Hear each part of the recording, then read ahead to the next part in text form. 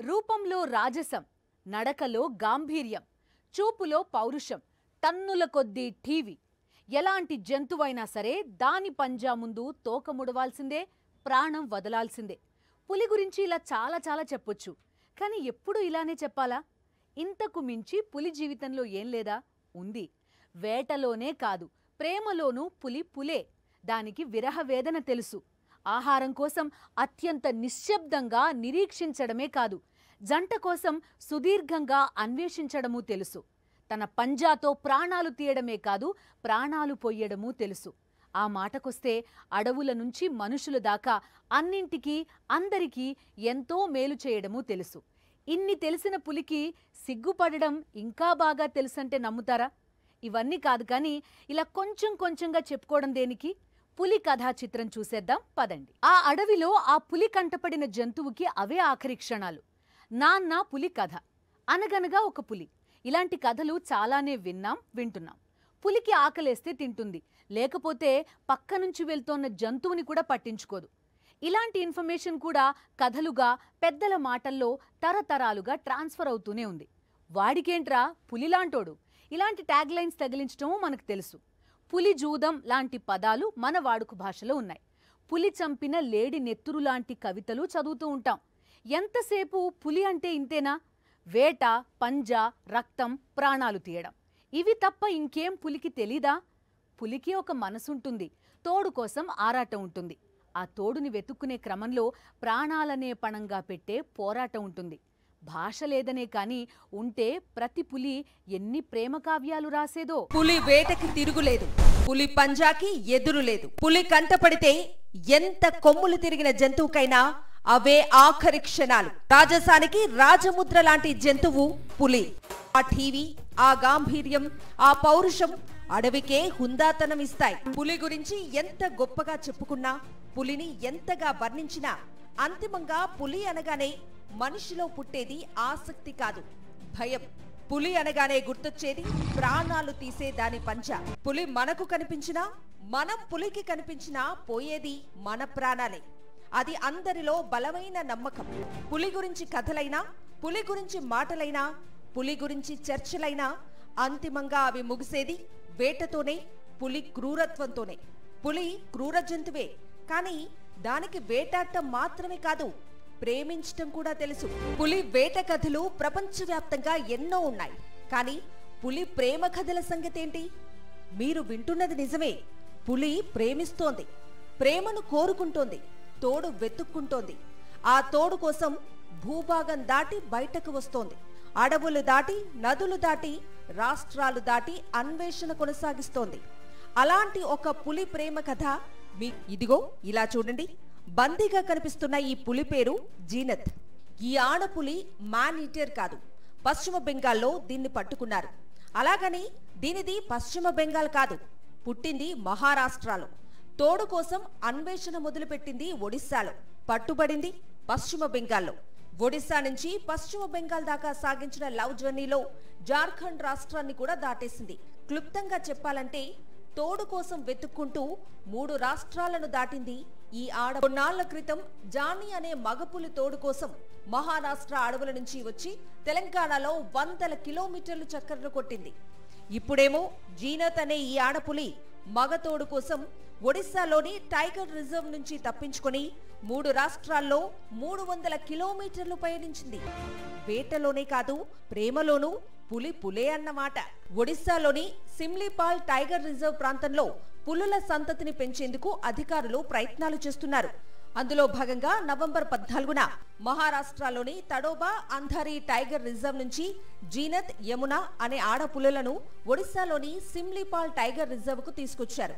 కొత్త ప్రాంతం కావటంతో జీనత్ ను 10 రోజుల పాటు అలవాటు పడేందుకు సాఫ్ట్ ఎన్క్లోజర్ లో ఉంచి నవంబర్ 24న సిమ్లీపాల్ కోర్ ఏరియాలో వదిలారు. మొదట్లో 2 పులులు సిమ్లీపాల్ పరిధిలోనే తిరిగాయి. డిసెంబర్ 8న 3 ఏళ్ల జీనత్ టైగర్ రిజర్వ్ పరిధి దాటేసి తప్పించుకోవడంతో అధికారులు ఉరుకులు పరుగులు పెట్టారు.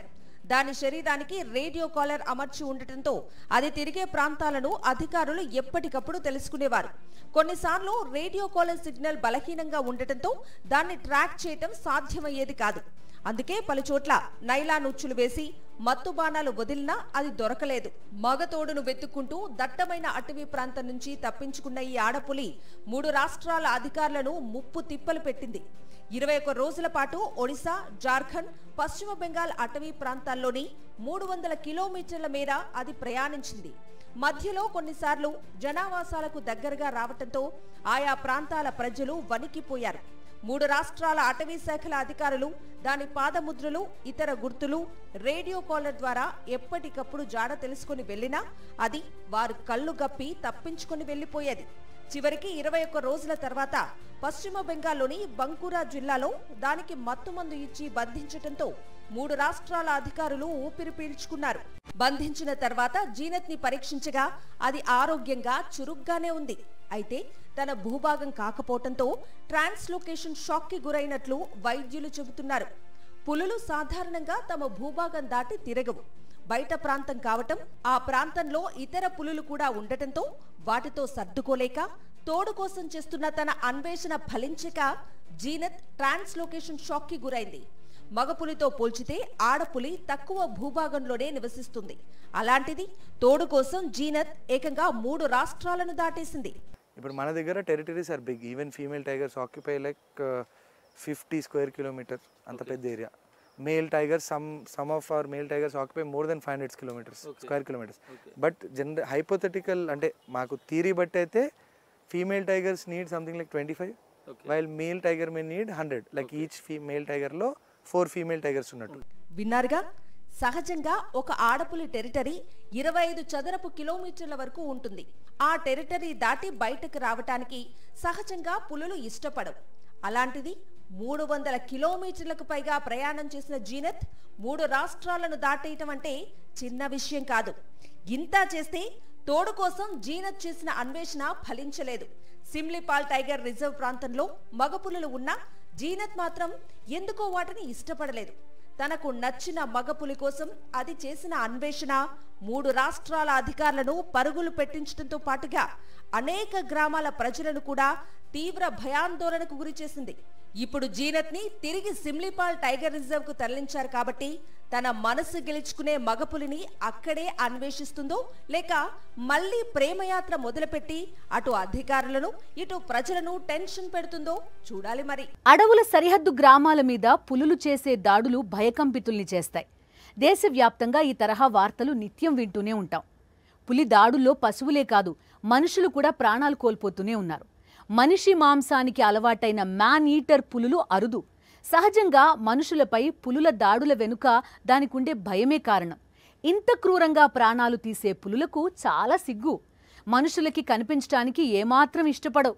మనిషి పులిని చూశాడంటే ఆ పులి ఆ మనిషిని అప్పటికే 10 సార్లు చూసి ఉంటుందన్న నానుడి అక్షరాలా నిజం. మగ పులితో పోల్చితే ఆడపులి చాలా అగ్రెసివ్గా ఉంటుంది. ఎందుకంటే పిల్లల్ని పెంచడం దగ్గర నుంచి బాధ్యతలన్నీ తనవే కాబట్టి. పులి అనగానే మనకు టక్కున గుర్తొచ్చేది అది వేటాడే తీరు. అందుకే పులి అనగానే రాజసం, గాంభీర్యంతో పాటుగా మనకి క్రూరత్వం కూడా గుర్తొస్తుంది.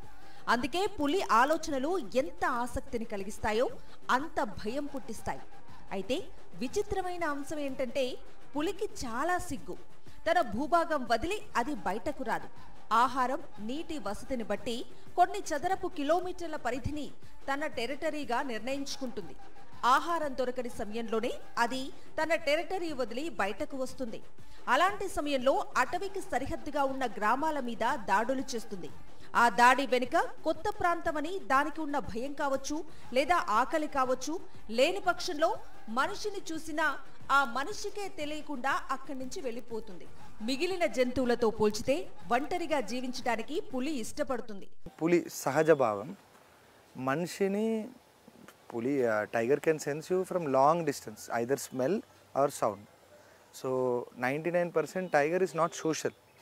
తను మిమ్మల్ని వచ్చి చూడాలని అనుకోదు. దే విల్ ఓన్లీ మిమ్మల్ని చూడకుండానే వెళ్ళిపోతుంది. Always there is a famous saying, ఒక్కసారి మీరు పులిని చూస్తే పులి మిమ్మల్ని 100 సార్లు చూసుంటుంది. So basically only when it wants to be seen, తను ఎప్పుడైతే మీకు కనిపించాలనుకుంటుందో అప్పుడు ముందుకు వస్తుంది. రిలేటివ్లీ మనం ఇన్స్టాగ్రామ్లో వీడియోస్, అదర్ టైగర్ రిజర్వ్లో కనిపించే టైగర్స్ అవన్నీ టూరిజం ఏరియాలో ఆల్రెడీ వాళ్ళకి హ్యూమన్ ప్రజెన్స్ అనేది హ్యాబిచువల్గా అలవాటైంది కాబట్టి they come out. Otherwise, generally tigers don't even come close to you. జంతువుకి మనిషికి ఉన్న తేడాల్లో సంస్కారం ఒకటి, జంతువుకి అది ఉండదు.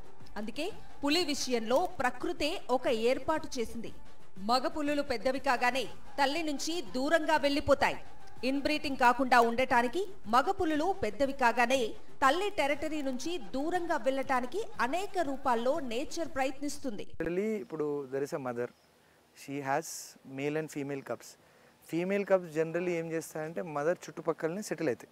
సో మదర్ టెరిటరీలో పాటో లేకపోతే మదర్ పక్కన టెరిటరీయో ఎంచుకుంటాయి. మళ్ళీ ఏమవుతుంది, eventually when mother goes off they will try to take her territory also. అదే మేల్ అనుకోండి, there is this concept called inbreeding. అంటే పులుల్లో మళ్ళీ తన కొడుకే బ్రీడింగ్ చేయొద్దు. సో బ్రీడింగ్ చేస్తే ఇన్బ్రీడింగ్ అయితే రెసిసివ్ జీన్తోని టైగర్స్ హెల్త్ డిఎన్ఏ ఖరాబ్ అయిపోయి ఫ్యూచర్లో ఇష్యూస్ వస్తాయి. లైక్ మనము మేనరికం చేసుకోవద్దు అన్నట్టు. So there is a tendency that male tigers disperse very far. The adult male tiger father will not let the male child to stay there. లేకపోతే వీళ్ళిద్దరి మధ్య కాన్ఫ్లిక్ట్ అవుతుంది. సో వాళ్ళ నాన్నకి భయపడైనా it will go very far. It may eventually come back, but ప్రస్తుతానికైతే male generally disperse. అంటే nature's way of preventing inbreeding. అంటే ప్రకృతి ఇన్బ్రీడింగ్ కాకుండా తనను ప్రొటెక్ట్ చేసుకునే విధానం. ఆడపులితో పోల్చితే మగపులి ఠీవీగా కనిపిస్తుంది, భారీ ఆకారంతో ఉంటుంది. మరి ఈ రెండింటిలో ఏది గొప్పదంటే ఏం చెప్పాలి? మగపులి, ఆడపులి రెండింటిలో ఏది ఎక్కువ బాధ్యతలు తీసుకుంటుంది? ఏది ఎక్కువ అగ్రెసివ్గా ఉంటుంది? ఇలాంటి ప్రశ్నలకు సహజంగా సాధారణ ప్రజలకు తోచే సమాధానం మగపులి అనే కదా. కానీ అది నిజం కాదు. మగపులి కన్నా ఆడపులికే బాధ్యతలు ఎక్కువ. రూపంలో మగపులి భారీగా కనిపించినా ఆడపులే అత్యంత అగ్రెసివ్గా ఉంటుంది. Male tiger is visibly much larger. అంటే మీరు మేల్ పులిని చూస్తే తెలిసిపోతుంది మరీ పెద్దదని ఫీమేల్ కంటే, in terms of height, weight, everything. And even photographs, camera photographs, you will realize even their shoulders, everything will be bigger. But female is more aggressive because males are docile. Vaati major role is territory marking, breeding with females, going. But females have very huge responsibility. They have to breed, cubs ni rear cheyali, 2 years cub ni discipline cheyali, aa cubs ni protect cheyali. And cubs ni protection ante mana nunchi protect cheyali from other male tigers, from sometimes from father, sometimes from other animals like dholes, leopards, వీటి నుంచి కూడా protect చేయాలి. So female tigers are much more aggressive than male.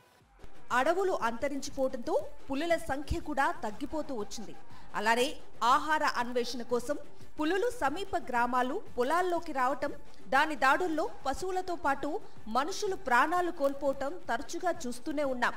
పులులు అంతరించిపోకుండా చూడటానికి కేంద్ర ప్రభుత్వం దశాబ్దాలుగా చేపట్టిన చర్యలతో భారత్లో పులుల సంఖ్య గణనీయంగా పెరుగుతోంది. పులుల సంరక్షణపై కేంద్రం దశాబ్దాలుగా ప్రత్యేక దృష్టి పెట్టడానికి కారణం అది దేశ జాతీయ జంతువు అని మాత్రమే కాదు, పర్యావరణ పరిరక్షణలో పులులు తమ వంతు పాత్రను పోషిస్తాయి. ప్రాణాలు తీస్తుంది. ఈ క్షణంలో కూడా దేశంలో అడవుల సరిహద్దు గ్రామాల్లో ఎక్కడో ఒక చోట జనావాసాల్లోకి వచ్చిన పులి కోసం అన్వేషణ సాగుతూనే ఉంటుంది. పులి భయంతో ప్రజలు వణికిపోతూ ఉంటారు. అలాంటి పులి పర్యావరణానికి చేసే మేలు అంతా ఇంతా కాదు. జీవ వైవిధ్యంలో పులి పాత్ర చాలా కీలకం. పులుల సంఖ్య పెరుగుతోన్న ప్రాంతాల్లో అడవులు దట్టంగా పెరుగుతాయి. భూగర్భ జలాల పెరుగుదలకి పులి ఒక కారణమని మీకు తెలుసా? పులులను మనం కాపాడితే పులులు మనకి బంగారు భవిష్యత్తునిస్తాయి. క్రూరత్వం కోణంలో మనిషికి కనిపించే పులి పర్యావరణానికి, అడవులకు, తద్వారా మానవాళికి ఎలాంటి మేలు చేస్తుందో మీకు తెలుసా? పర్యావరణానికి అత్యవసరమైన పులుల సంఖ్య కూడా ప్రమాదకర స్థాయికి తగ్గిపోవడంతో 50 ఏళ్ల క్రితం 1973లో నాటి ప్రధాని ఇందిరాగాంధీ పులుల సంరక్షణ ఆవశ్యకతను గుర్తించారు. పులులను కాపాడుకోవటం కోసం టైగర్ ప్రాజెక్టుకు రూపకల్పన చేశారు. 20వ శతాబ్దం ఆరంభం నాటికి ప్రపంచవ్యాప్తంగా 1,00,000 పులులు ఉంటే ఒక్క భారతదేశంలోనే 40,000 పులులు ఉండేవి. అటువంటిది 1973 నాటికి భారతదేశంలో పులుల సంఖ్య 1800కు పడిపోయింది. జాగ్రత్త పడకపోతే మానవజాతి మనుగడకే ప్రశ్నార్థకమవుతుందనే పులుల సంరక్షణ కోసం అభయారణ్యాలకు శ్రీకారం చుట్టారు ఇందిరాగాంధీ. అప్పట్లో 18,278 చదరపు కిలోమీటర్ల విస్తీర్ణంలో 9 పులుల అభయారణ్యాలు ఉండేవి. కాలక్రమంలో అవి 75,000 చదరపు కిలోమీటర్ల విస్తీర్ణంలో 53కి పెరిగాయి. టైగర్ ప్రాజెక్టు పుణ్యమాని పులుల సంఖ్య 2022 నాటికి 3,682కి పెరిగింది. నేడు ప్రపంచంలో ఉన్న పులుల సంఖ్యలో 70% మేరకు మన దేశంలోనే ఉన్నాయంటే అభయారణ్యాల విజయాన్ని అర్థం చేసుకోవచ్చు. పులులను సంరక్షించుకోవటం ఒక ఎత్తైతే వాటి సంఖ్య పెరిగేలా అనువైన వాతావరణాన్ని కల్పించడంలోనూ అభయారణ్యాలు కీలక పాత్ర పోషిస్తున్నాయి. అందుకే పులుల సంఖ్య ఏటా పెరుగుతూ వస్తోంది. ఇది రాత్రికి రాత్రే సాధించిన విజయం కాదు. 50 ఏళ్ల నాటి శ్రమ, ప్రేమ రెండూ ఉన్నాయి. వాటికి కృషి, శ్రద్ధ తోడయ్యాయి. బ్రిటిషోడి పాలనలోనే పులుల చర్మాలు, గోళ్ల కోసం వేట సాగించడం ఉధృతమైంది. తెల్లవాడు పోయినా ఆ జబ్బు మాత్రం పోలేదు. వాడి బాటలో మనోళ్లు వేట కొనసాగించారు. అభివృద్ధి ముసుగులో లక్షల ఎకరాల విస్తీర్ణంలో అడవులను మాయం చేశారు. ఫలితంగా పులుల ఆవాస విస్తీర్ణం తగ్గింది. ఆ విధంగానూ పులుల సంఖ్య తగ్గుతూ వచ్చింది. అలా 1973 నాటికి 1800 పులులు మాత్రమే ఉన్నాయని తేల్చారు. పులుల సంఖ్య తగ్గటం అంటే అటవీ సామ్రాజ్యం పతనం చెందటమే. మానవాళి మనుగడకు ముప్పు పొంచి ఉందని దానర్థం. నదీనదాలకు మూడిందనే లెక్క. పులులు తగ్గటంతోనే కొన్ని రకాల జంతువులు పేట్రేగిపోయి అడవులను నాశనం చేసేస్తాయి. నదీనదాల్లో రకరకాల జలరాశులు తగ్గిపోతాయి. జలవనరుల్లోని నీరు కూడా కలుషితమై నాణ్యత పడిపోతుందని మేధావులు అంటున్నారు. ప్రపంచం మొత్తం మీద జీవ వైవిధ్యంలో పులుల పాత్ర చాలా కీలకమైనది. ఒకప్పుడు ప్రపంచవ్యాప్తంగా ప్రతి దేశంలోనూ పులులు ఉండేవి.